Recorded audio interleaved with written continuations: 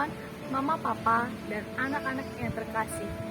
Renungan hari ini diambil dari Injil Lukas bab 6 ayat 39 sampai 42.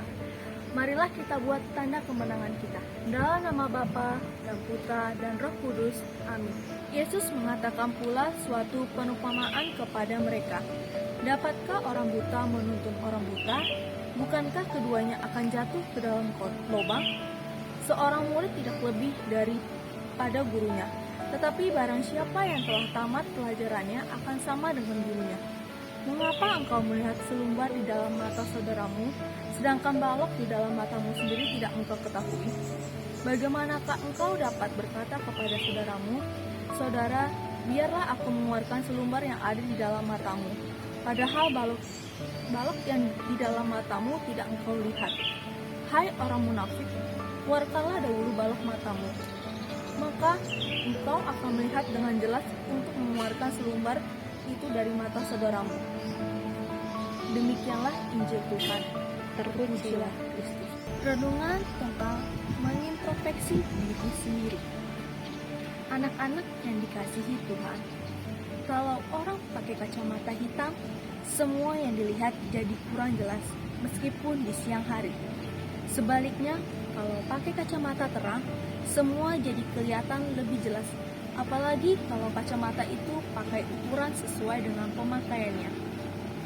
Kacamata hitam di sini sebenarnya seperti yang dikatakan oleh Tuhan Yesus sebagai balok yang menutup mata si pemakai, sehingga ia tidak dapat melihat apa-apa.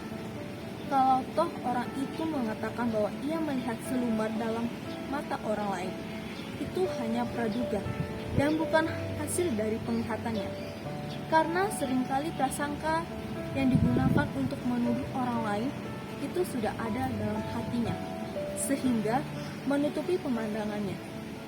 Maka Tuhan Yesus mengatakan supaya orang itu mengeluarkan dulu balok dari matanya dulu, karena baru setelah balok, prasangka-prasangka itu disingkirkan orang baru dapat melihat kenyataan secara jelas.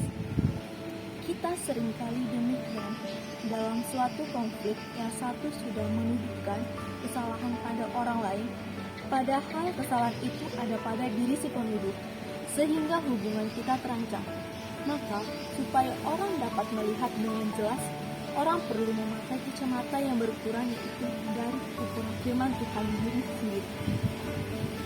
Orang beriman yang mendasarkan penglihatan dari firman Tuhan, maka matanya akan menjadi jernih dan pandangannya tidak akan penuh prasangka.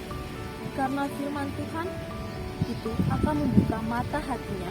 Kenyataan yang kerap kita alami dan kita lihat itu bahwa orang berdosa itu biasanya menjadi kabur pandangannya, dan orang yang suka menunjukkan dirinya sendiri dan selalu merasa benar dalam segalanya, orang itu juga sangat kabur wawasannya.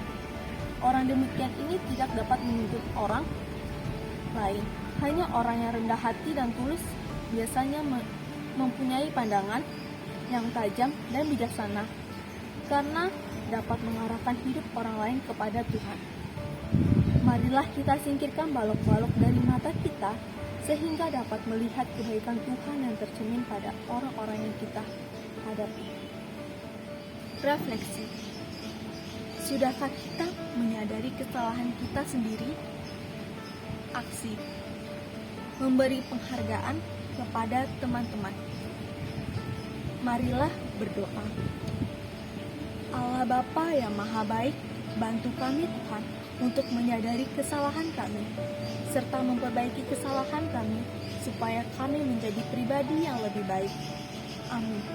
Dalam nama Bapa dan Putra dan Roh Kudus. Amin. Terima kasih.